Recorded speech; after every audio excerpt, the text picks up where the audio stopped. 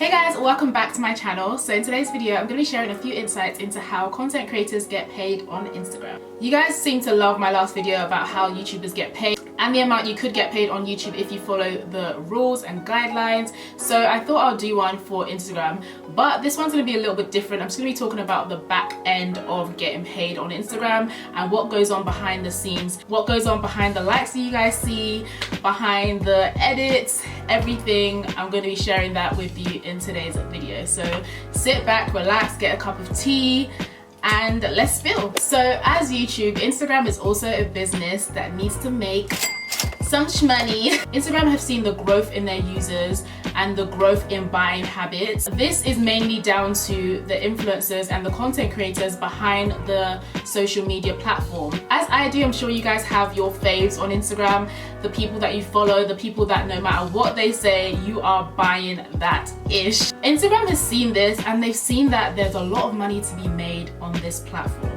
If you guys have noticed, I don't know if you guys have business accounts or if you're a content creator or just a normal user, you would see now that on the explore page is like a shop page, so you can just literally shop on Instagram. Sometimes when you upload pictures or videos, Instagram will notify you this particular picture or this particular video is doing a lot better than your last one, and they'll kind of push you to promote the picture or the video or whatever it is that you have up on your page. And they're doing this in a way to make money. So as content creators, we also make money off the platform. However, we don't make money off Instagram themselves yet, because Instagram is gonna start paying soon, so watch out for that. I mean, IGTV wasn't made for nothing, honey. But we do make money off brands who see our growth and see buying habits of consumers and want to tap into this world. The easiest way to do this would be through influencers. One of the most popular and cheaper alternatives to advertising is PR. Some of you see that a lot of your faves or a lot of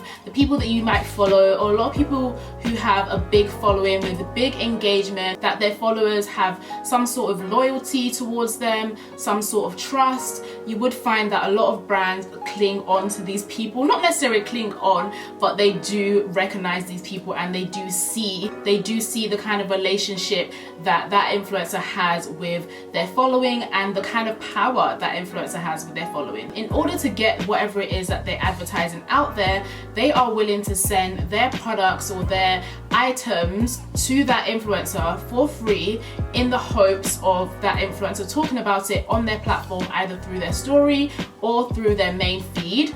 And this obviously is a way of advertising that product. This is completely free, but nothing in life is free, as you know. Obviously the brands know what they're doing when they're sending influencers PR. I see all the time influencers getting massive PR packages, extravagant things like posted to them, and obviously out of excitement the influencer is most likely to either take a picture of it or make a little video about it or just talk about it. Through them talking about it, indirectly that's kind of sending the message to the consumer or just the follower or whoever's behind the screen that this product is worth buying. And from the extravagant look of things, obviously buying habits are going to be on 1,000. So that is one of the main reasons why a lot of brands send PR. As I said earlier, PR is sent in the hopes of an influencer talking about that product.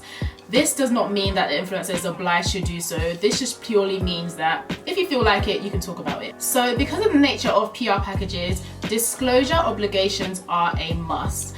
The influencer must make it very clear that whatever gift that they have received from a brand must be quoted as #gifted. So this doesn't cause any confusion between the content creator and the possible or future consumer. Without a disclosure obligation, this can cause big rifts between the follower and the influencer, and it can also cause big rifts between the brand and the possible consumer. Disclosure obligations are very important in order to create a trust relationship between the follower and the influencer, and also a trust relationship between the possible consumer and the brand. So everyone is happy, everyone knows exactly what's going on, no one is misled, no one's confused. So that's basically PR packages explained. Now, let's talk about sponsorships, honey. So as I mentioned earlier, brands have seen that buying habits are on 1,000. And of course, for business reasons, this is being tapped into. They are trying to make money and they're trying to make as much money as possible. And they don't mind using influencers to do this. And influencers, of course, don't mind getting paid to do this because this is like their hobby. I mean, who doesn't want to get paid from their hobby, something they love to do? Everyone wins, basically. So let me talk about how it works through the back end. Let's assume that you are a content creator, you are an influencer, and you have, you know, quite a sustainable following. A brand has recognized you for whatever niche you have. For example, my niche is mainly makeup. Say for example, Illamasqua. I've worked with Illamasqua in the past. They would have gone on my social media platforms, be it YouTube or Instagram, and they would have seen that my page is something that reflects their brand well. And they would have also seen that my page has gotten a decent amount of engagement, and they would have also seen the trust and relationship I have created with my followers. And because of this, they would want to work with me. Say Illamasqua are coming out with a new product, a new line, a new launch, everything is exciting. They obviously want to push that product or push that launch or wherever it is that they're trying to push to the public without necessarily paying for the extravagant or the traditional advertisement on your television. Nowadays, Instagram and social media is where it's at. That's where the real advertising is at. Being that Illamasqua have seen this, they would reach out to me, normally via email, and they would basically tell me, hey, we've seen, I mean, in lack of better words, they'll basically say, hey, Ropo, we are Illamasqua, we've seen your page, we really love what you do, we have this new launch coming out, we'd love for you to be part of a campaign to push this launch. They will send me the products for this launch prior to. They will kind of explain what they would like for me to deliver back to them through this campaign. So we have this new eyeshadow palette that we're launching, and we want you to create a 1-minute Instagram video, and we want you to create 2 stories, and we want you to create a picture on your feed. Could you tell us how much this is going to cost? And more often than not, the influencer would have a media kit. So what a media kit is basically like an influencer CV. So it's basically like a brief overview of the influencer, what they do, what type of content they have to offer, what brands they've worked with in the past, their insights, their demographics, their fees. A lot of influencers have this in order to just save time, save, you know, waffling via email back and forth. It's just there, it states everything so the brand know exactly what they're getting. So for example, on my media kit it would say Ropo Demure, beauty influencer. My demographic is 80% women and 20% men, mainly in the UK. I also have followers in the US, and it will say the percentage in the US. It will also say the percentage in whatever other countries that I have an influence in, and this will be all stated out. And basically what the brand do when they receive that media kit from the influencer, they match it against their demographic and their consumers and see whether or not the influencer will be a good fit for whatever campaign that they are promoting. And most of the time, because obviously they've approached you, this would work for the both of them. So after I've sent my media kit over, basically stating all the fees for the deliverables that the brand are asking for. So like I said, if they're asking for an Instagram feed video, a few stories, and maybe a picture on your feed as well, it would state on my media kit, okay, this is how much I charge for each story, this is how much I charge for an Instagram video, this is how much I charge for a picture. And then the brand will work against whatever budget that they might have. They would see where they can fit the influencer in that budget. Then the brand will email the influencer back and say, hey, great news, you fit our demographic, you fit what we're looking for, you fit our niche, your fees work with our budget, let's get this thing cracking. Or they can say, oh, I'm so sorry, this particular fee is too high for us, could we negotiate? And then the brand and the influencer will go back and forth negotiating until they have come to a compromise and they have come to some sort of fee that they can both work with. So once rates have been agreed on, then comes the contracts.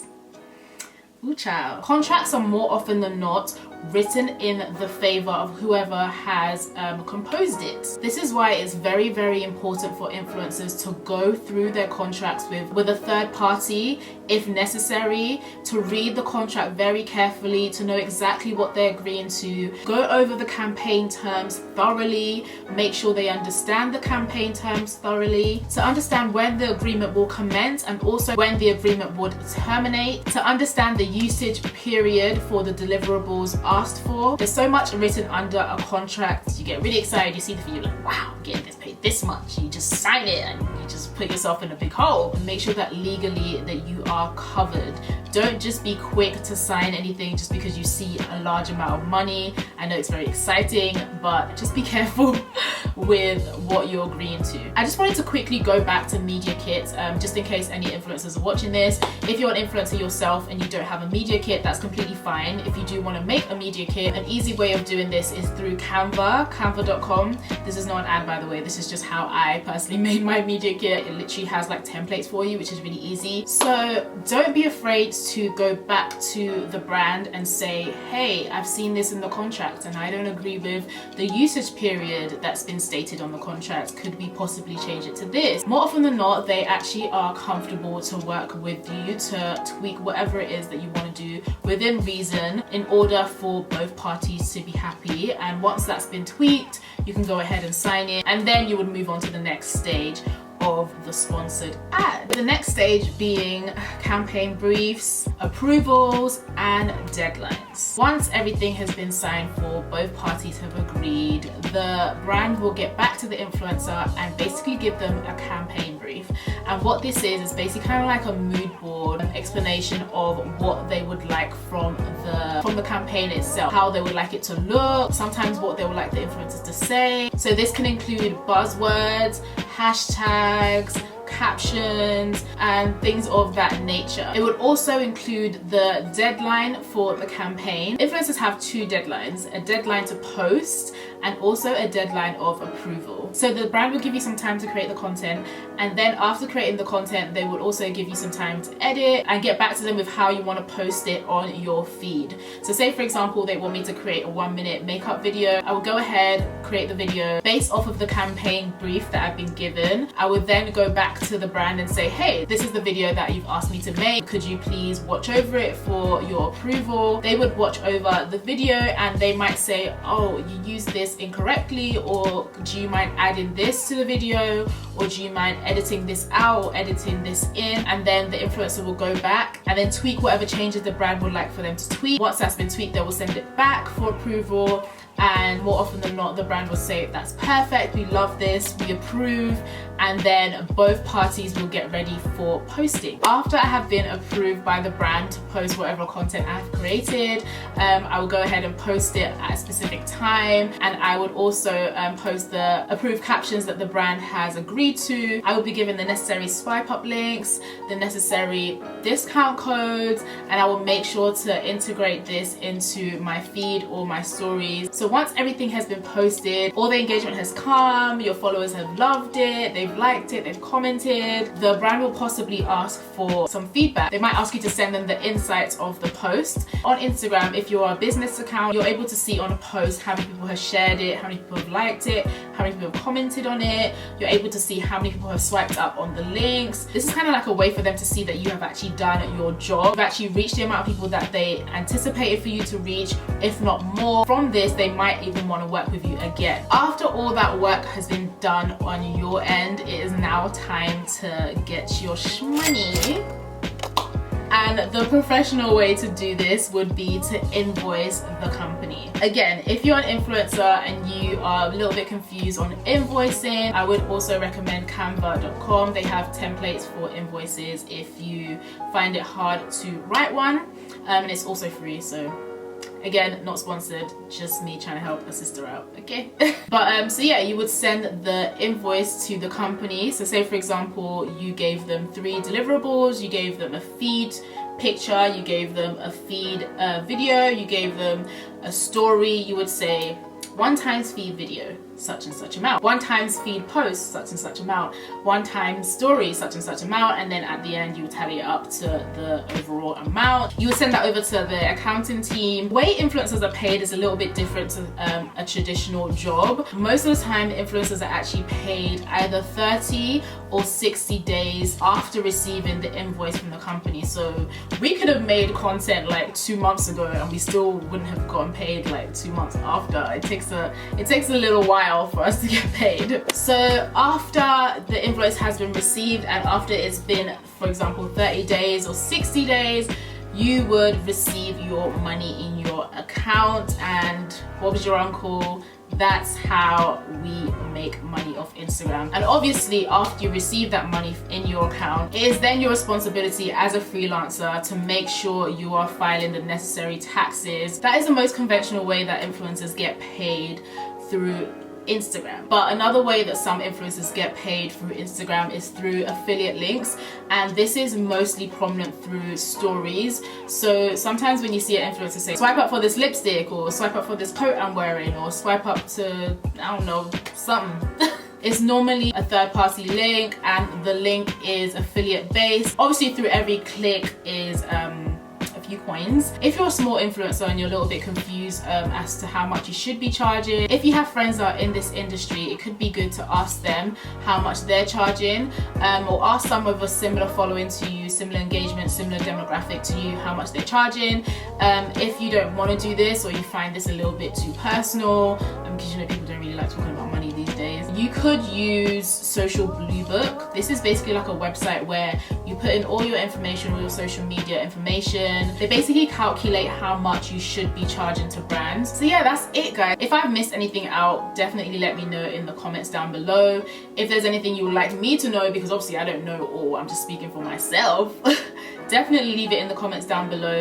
Or if there's any more questions that you may have in regards to influencing on Instagram, again, leave it in the comments down below. Let's have a little dialogue, let's have a conversation, and let's all learn from each other, because as I said, this is a very new thing to the world. Yeah, I mean, it makes sense to educate each other. Yeah, and I hope that it helps someone in some sort of way. I hope it helped to clear up some confusion if you're just like a regular person on Instagram and you're wondering why you see so many hashtag ads every single day. In closing, I would just like to say that content creation is an up and coming industry that I feel like works well for so many different kinds of people, and I feel like now is a good time to get involved with content creation, especially if you're a small business and you would like your products or your items, whatever it is that you're promoting, to be seen, or if you're just a person that just has interest in a certain thing and you would like for other people to see that interest, or you like to share. Social media is such a great way to get things out there, and I'm just really excited to see where it can go in the future.